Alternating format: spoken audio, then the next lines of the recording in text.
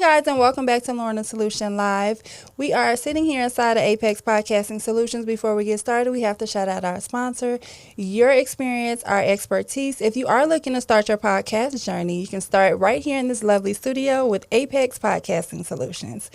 And today on Lauren the Solution Live, if you are here new to my channel, welcome. This is a channel geared towards helping aspiring entrepreneurs and current entrepreneurs. And I sit down with entrepreneurs who are successful or just getting started in business.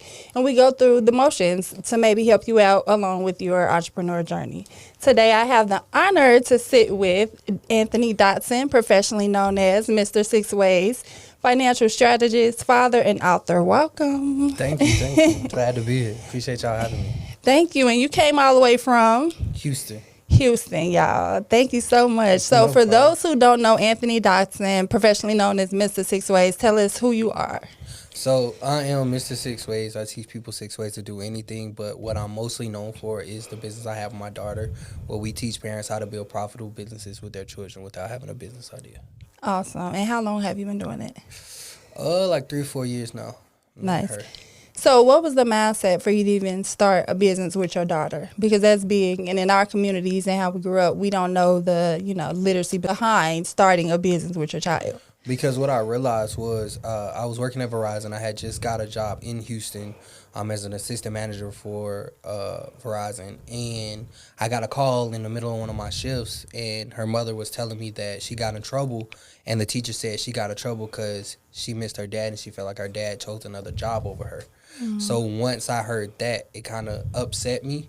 And then, I ended up having to go in the back, taking some time away because I was mad, but I was sad at the same time because I knew I was putting her in position. But I realized after talking to my brother was that generational wealth doesn't go past the second generation. And we often say that it's because we're not taught or stuff like that. But then when you look at the people that are taught, they ruin the businesses because they don't care about the business because their parents spent so much time in the business to make it that they forgot about them. So then they resent or despise the business. So I'm like, what if I start a business with her and then we build traditions around that so that way every generation after us has some type of way to stay together and stay connected. Nice. So for those people out there that do say, hey, I want multiple streams of income, but I don't know where to start, what advice do you have for them? What are your hobbies? Find out what your hobbies are because anything, when you're doing what you love and you love what you do, money comes. So I tell people if you don't know where to start or you don't know what to start with, figure out what your hobbies are, what you like doing, and make it something profitable and then turn it into an umbrella to open up other multiple streams of income. So how were you able to figure that out? What was your first hobby that you was like, hey, I can make money off of this? When I was in college, I was throwing parties. So, you was a promoter. So, I started off as a party promoter. And then I jumped into credit space, but it wasn't because that's what I wanted to do. I felt like I got scammed out of $300 removing inquiries. And then once I realized what he did, I ended up removing my own inquiries. And he thought he did. And I'm like, no, bro, I did. But you could keep the money. Right. And then I realized how much money it made. So then I stuck with it. But then I realized later down the line, I wasn't happy doing it. It wasn't what I was passionate about doing. And now I'm more on the motivational speaking side and helping people because that's where my passion lies. Exactly. You definitely got to follow your passion when you're out here. So you said that you lost money. So how do you know what's a good investment to start with and how do you not know unless you take the risk? That's a tough and tricky question. So it's like you try one investment, oh, that didn't work. And you're like, let me try this. I would say one, understanding what you can lose. And are you willing to lose it? And then also doing your research. I think a lot of people make bad investments because they don't do the full research. They don't understand the why behind what they're doing. So they just go do it. So that was me in the stock market. I lost $50,000 in the first year of me being in the stock market. But I trust it now a little bit. But it's a love-hate relationship. But I had to realize, you have to be smart with your investments. You have to actually take the time to realize what an investment means. So. Can you tell us what investment means? So for me, investment means it's something that turns into a passive income. And when you're investing in something, you're actually taking the time to study and learn it. And so when you're looking at something as an investment, it's a vehicle to get you to where you want to go. So you got to understand, if I put money in here, what is the expected outcome? Right. So that's what I would define it as. I don't know if that's the dictionary definition. I though. think it'd be different, for everybody because it's subject to what you're really trying to do. Yeah. So, what do you think was your biggest financial investment? Mental health, character. I think your business can only go as far as your character. So I spent a lot of money in the beginning trying to, do these different mentorships, learn how to, make my business profitable. But it all still boils down to people don't buy products, people buy you. So if your character don't match the business can never be successful. So Right. just the biggest investment was actually taking the time to learn myself. So, what do you think is one habit that you think everybody should develop One habit that everybody should develop. if they want to level up, like go to the next level to be? I would say patience. Patience. Patience. You need patience in anything you do because everything doesn't come when you want it. That's right. So you made the switch from doing credit repair, building a business with your daughter, to mental health and motivational speaking. Mm-hmm. What was that transition for you? What made you decide, okay, I think this is more my lane? Losing my grandmother. When I lost my grandmother, I didn't realize how angry and how much I was pouring into so many people, and that was the only person pouring back into me. So I didn't have her to pour back into me, and I realized I was burnt out. And then I realized so many people are burnt out, not because they are just working extra hours. They're burnt out because they can't sit with themselves. Yeah. There's so many things that they've been through in their lives that has gotten them to that point, whether it's financial, whether it's relationships, whether it's, things with their children or husbands and wives. It's stuff that we go through that we're not facing. And then we're not happy because you could be a millionaire and be just miserable, and you can have 30,000 and be the happiest person in the world. So I realized that's what I was going through, and I had to realize, I wonder how many people are actually dealing with this burnout, but most importantly, how many people are trying to still figure out what their why is, even if they are successful. So you turned your burnout to profit. So how important do you say mental health is, and being able to have mental stability is when growing a business and trying to make a financial decision? I think it's 90% because when you think about your emotional intelligence, you got to deal with customers. You got to understand what these customers like, what these customers want, what they're feeling, how they're feeling, and how do you come up with solutions. So if you're not emotionally intelligent, you're not going to work because your customer service is going to fail because you might have attitude problems or you may get flustered easy or you sleep all the time. So if your mental health is not where it needs to be, then your business is just a matter of time before it fails. Right. So for some people out there that don't have the financial knowledge like you had starting out, or even the inclination of what to do to get started, what advice do you give that person that just like, well, I don't have the money, so I'm just not going to do it? YouTube University.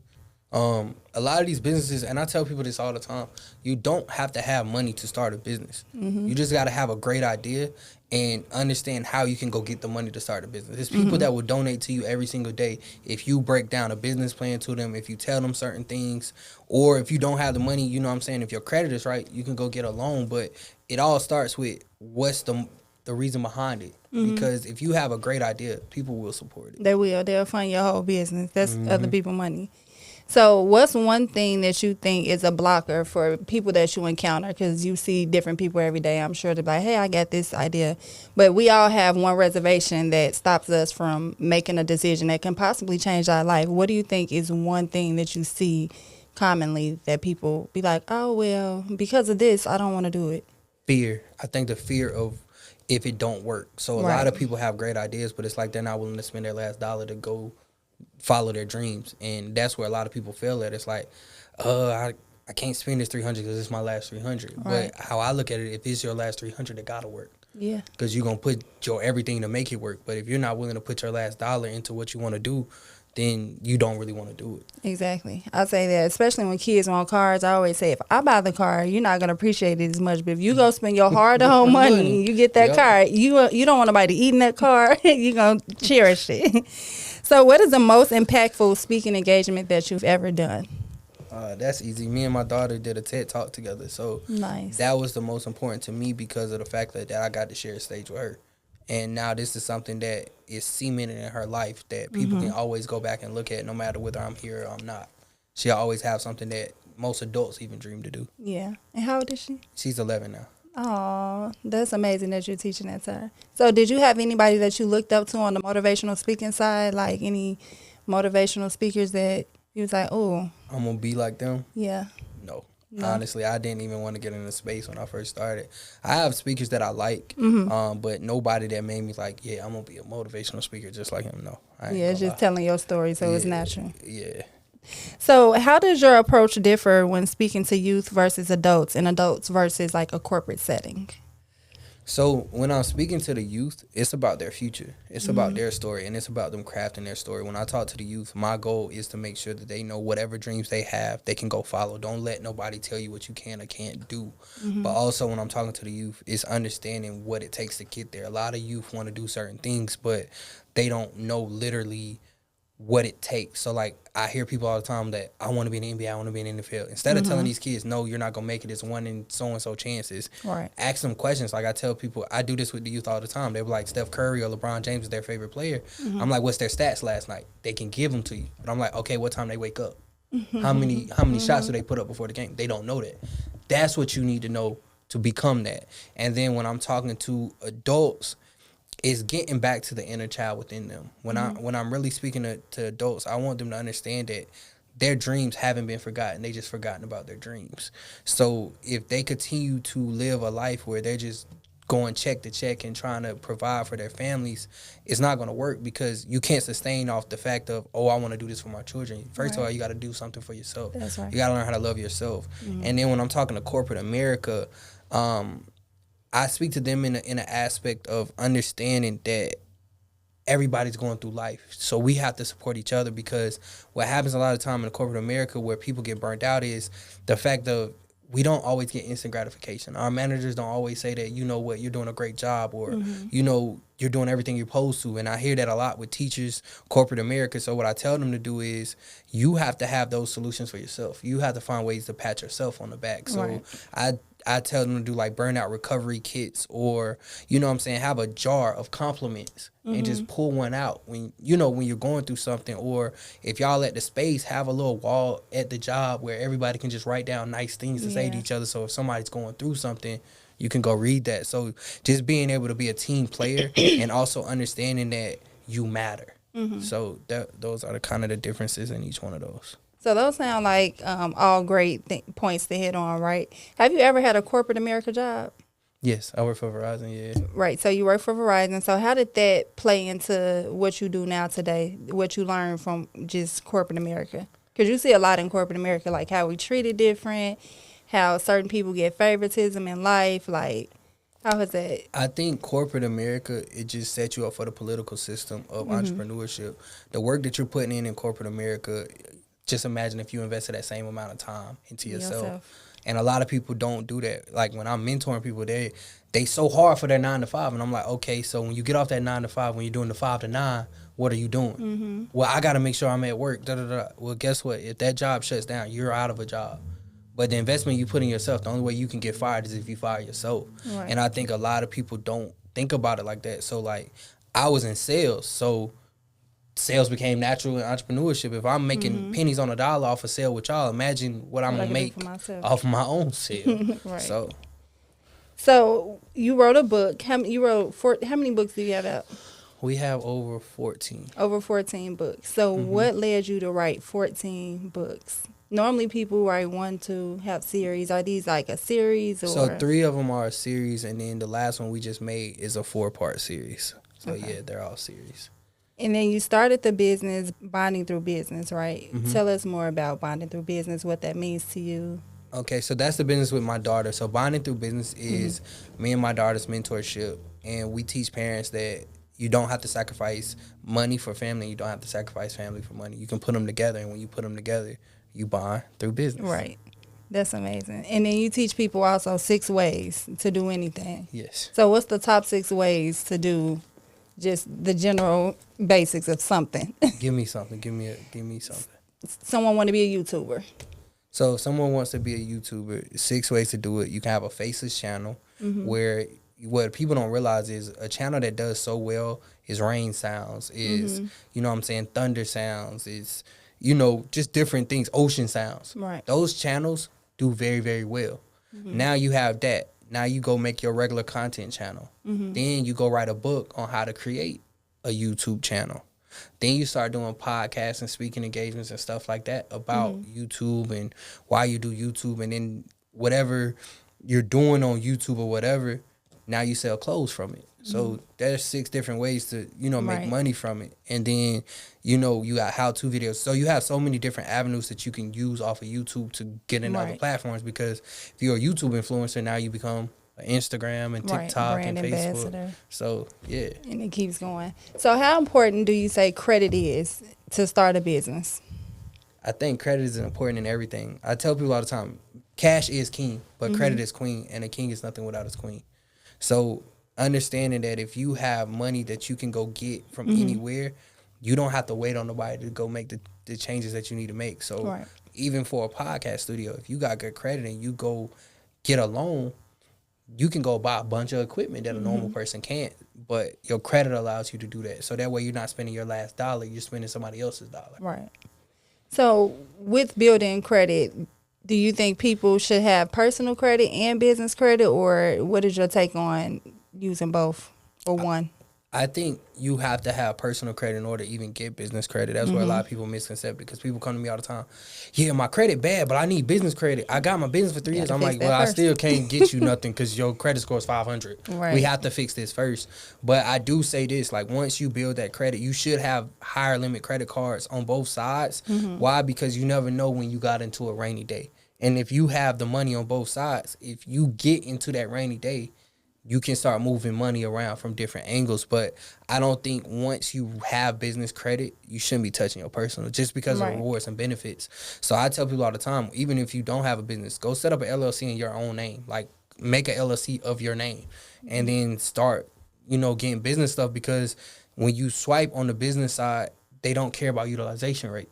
Because when you think about bigger businesses, and how I tell people is, like, certain businesses only do well in one season, but it covers them for the whole year. So that's why utilization don't matter on the business side, because when you think about companies, like, for instance, Apple does well in September because that's when the iPhone drops. Right. Throughout the rest of the year, they're not really making the money they're going to make within that one time. So banks can't, hold them to that accountability because they have seasons, where personal is like, hey, we don't care about nothing, and we need our money. So I tell people to set up an LLC in their name and just start using business credit, because that way their credit can never get touched. If something goes bad, you have different avenues where it's not affecting you in your life. Right. So with building wealth and being an entrepreneur, what is the biggest misconception that you think is out there? As bad as this is about to sound, you get to control when you work. People think that you work less when you have your own business, when in reality we work more, way more. Way more. 9 to 5 is easier, to be honest. Because those are set hours. And when you work for yourself, somebody might, tomorrow, I need to see you at 6. Now I got to get up. And depending on how much money it costs, you might wake up at 3 o'clock in the morning and answer a phone call. So. You teach passive income strategies. What's one passive income move someone could realistically start today?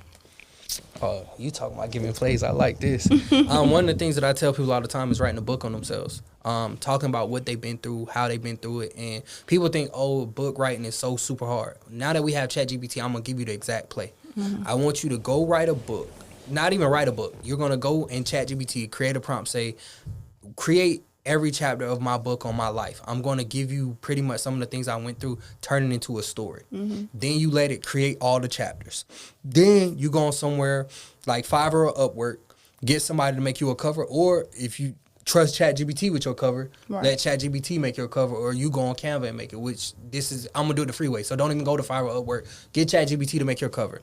Then after you make the cover and the book, because you can do it as an ebook, then you're going to go on ChatGPT and say, show me how to put my book on Amazon KDP for free. So therefore, when you put your books on Amazon, they get a percentage. So it's nothing coming out of pocket. You go write that book, put the cover, it's an ebook, so it's not an actual like paper book, but you can make a paper book too, and you don't get charged for the book unless people buy it. So therefore, you get a percentage off of that too, so you're not paying nothing out of pocket. Go do that, and then go post on Facebook, Instagram, TikTok, whatever. Reach out to all your family members. Hey, I have a book.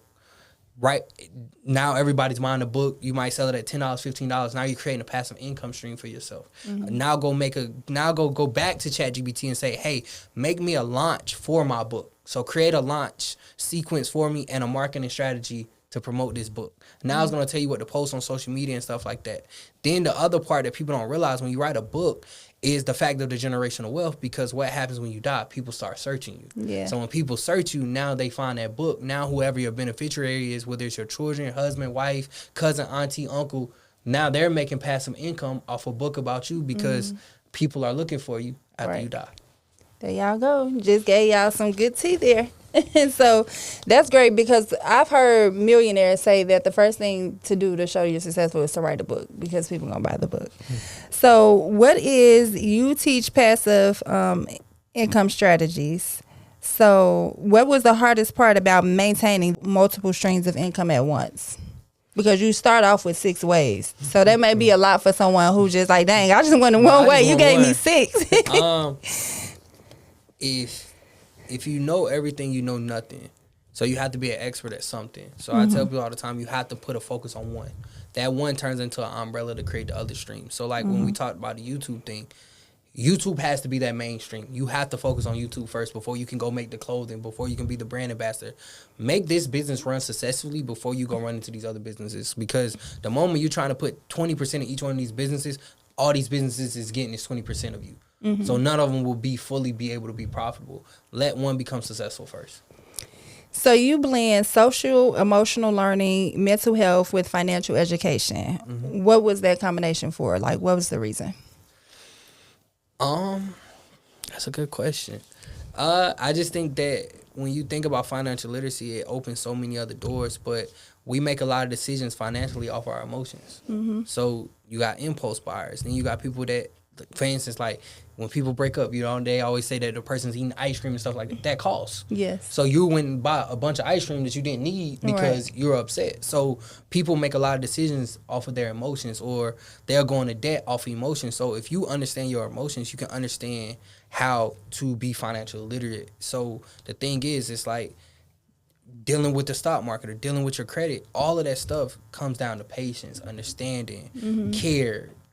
You know what I'm saying? Just simple emotional things. So the emotions is what controls credit, and credit controls the emotions. Because if you're not making money, you're not happy. Right. And if you're not happy, you're not making money. So they all go hand in hand. So the whole gist of you even becoming who you are today is for your daughter. So how do you feel that what you've done is showing her that, hey, regardless of what, as long as you have your mental intact and you are financially knowledgeable, you can win in life? Yes, I feel like that's very important. And the thing, like I tell her, is if she's understanding of her financial literacy, it opens doors for her to do whatever she wants to do in life. So now she's not chasing a check, she's chasing happiness. Right. And that's the most important thing to me for her.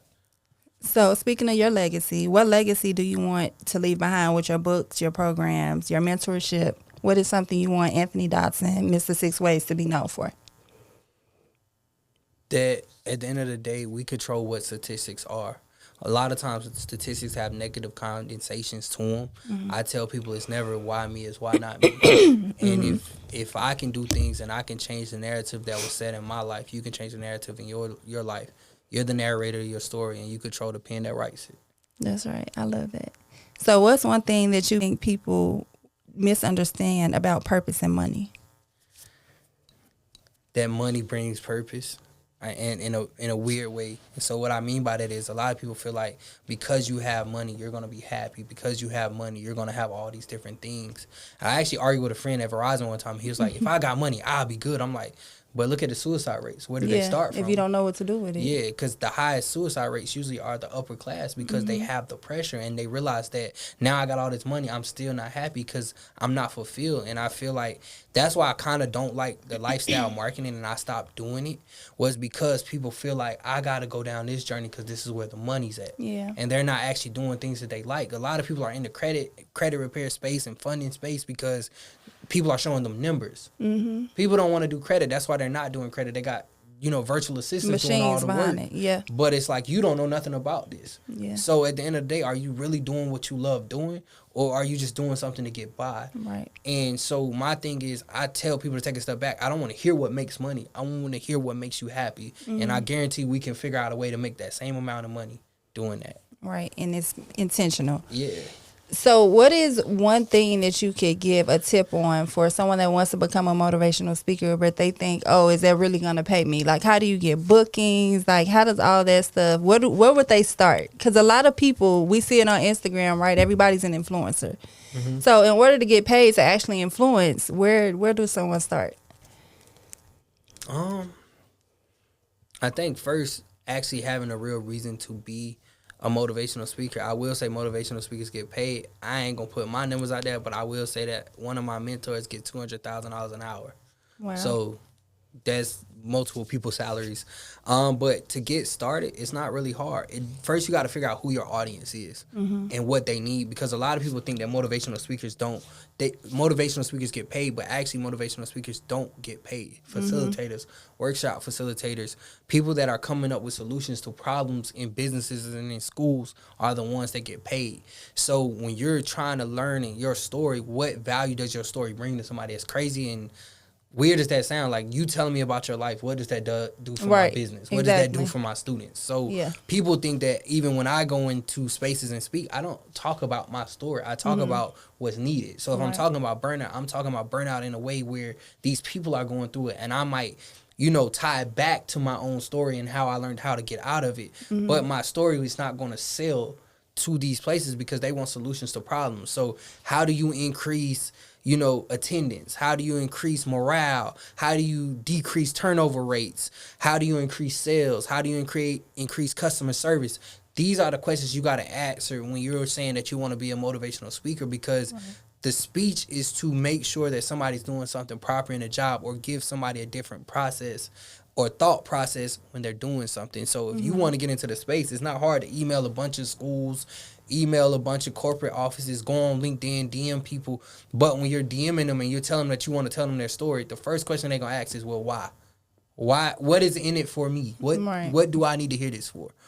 Now, if you can give them a solution, if you've been through a bunch of stuff and you face resiliency, now you come in and say, hey, I'm a resilience speaker, where I come in and I teach corporations how to be resilient no matter what season they're in, because some seasons are rougher than others. Now you got a reason for them to want to talk to you, because guess what? We're in a recession right now. So some of these companies, their people are not working. This is a perfect time to reach out to like different people in the airports, TSA, government, you know what I'm saying? Because a lot of their people are upset right now. Right. They were out of work. So now you got a reason to tell them to be resilient, and it's going to pay off in the end. Now you have a solution to their problem. Right. And they'll probably be more geared to start because they're in the situation where they don't have a choice. Yep.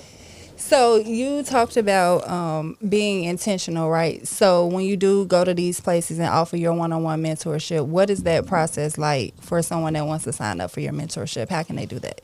So if you want to sign up for mentorship with me, I always tell people to start with my mentorship with my daughter. So that's www.theb2bmethod.org. But when I start with somebody, I like to learn you. I want to know what your goals are, what your dreams are. One of the biggest things that I do with people is vision boards. Because with me doing a vision board with you, I understand, one, mentally where you at. But also I understand, do you really want these things, or this is what you think you want? Because a lot of people put stuff on a vision board and it's not truly what they want. It's just what looks good. So people get mad at me. I'm like, I don't do the magazine vision boards because I don't feel like that's sustainable, because those dreams can't become goals. But if you turn your dreams into goals, then they happen. So if you put a big house off of a magazine, you don't even know how many stories of the house is. Right. You don't know how many bathrooms in it, how many bedrooms. You just put a house on there. So that's not you. It's not sustainable, because you don't know how much the house that you want gonna cost, because this house may be $1 million and it may not only have 3 bedrooms in it. You can't see inside of a picture. Yeah, and that's kind of what people do. Yeah. So with me is, once we do the vision board, we figure out your goals. Now we create a strategy and a personal strategy to get you to them. So we start with the emotional learning. I make people do 3 letters. It's a self-healing, self-reflection, and a self-care letter. The self-healing letter is pretty much forgiving yourself and forgiving those who have hurt you. The self-reflection letter is what made you become who you are. Like, what was the things that happened in your life to make you do those things? So once you do those 2 letters, I tell people to burn them once they finish writing the letter, because now no longer this is holding you back. Now you're becoming who you want to become and not what life made you. And now the self-care letter is that grace. Like, you giving yourself grace. You have became resilient. You have done this, and this is what you're striving towards. So we do that. Then we figure out where your credit and, you know, your finances at, because that's the next piece. Once we figure out that, we repair that, we fix that, or get it where it needs to be.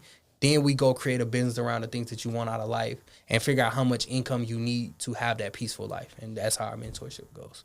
Awesome. That's you changing some lives. I love it. Like, we need more of this in our community. So we talked about your challenge. You have a challenge coming up. You want to tell us what the challenge is? Yeah, so we're doing a 3-day challenge around my business with my daughter, where we're going down the mental health lane. Then we're going into the how to fix your credit yourself, and also understanding credit, funding, and all of these things. Because what I'm realizing a lot right now is everybody's telling people how to fix their credit and how to do all this stuff, and now people are getting letters back. They're getting summoned to court. You know what I'm saying? Or stuff is coming back, and they're paying people all this money, and nothing is getting taken off. So I want to show people how to do that themselves. And then I'm showing people, you know, the ins and outs of business, so they understand that if they do invest in mentorship or they do start a business, this is the good that comes with it. This is the bad that comes with it. This is the so you know what to do and how to operate inside of it. So we're going over that over 3 days, and people will have an opportunity at the end of it to actually be able to work with me one-on-one. Awesome. So you talked about like different things that people have to write down right from their past, present, future, and you burn them. So have you ever ran into someone for your programs that just you like, this ain't gonna be a good match? Because how you decide? It's certain people that I could just tell, and I tell people, like, I don't care about your money, I refund you. They got to be willing to do it. And a lot of people be like, well, what this got to do with what I want to do? It got everything to do with it. So I've had people where I realized, like, this is not going to be a great fit because you know everything. And if you know everything, you don't need me. And if you think that you can just throw money at me and I'm going to move, it don't work like that, because I don't really like, you know, the credit and funding thing. Because I had a client one time, he was on Instagram Live and he told me to come up. I'm like, okay, cool. He like, yeah, this is the dude that do my credit. Y'all reach out to him. I'm like, yeah, I'll help y'all with the credit. Then he says, yeah, you can go mess it up again and just pay him again. No.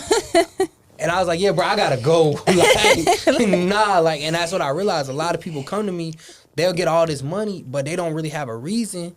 And now you $100,000-$200,000 in debt. Now you coming back to me like, yo, can you get me more funding? I can make money from you and get it, but it's like, I'm just helping you repeat, terrible cycles. So the thing is, if your mental and your reasoning of why you want to do this stuff don't really sit right with me, and I feel like God is pushing me towards that with you, I'm not going to do it. I'm not going to fix this. And one of the things people get mad at me, I don't do child support. I don't care. Like, at the end of the day, whether the baby mama did whatever, she put you on child support, it should be no reason it wasn't paid.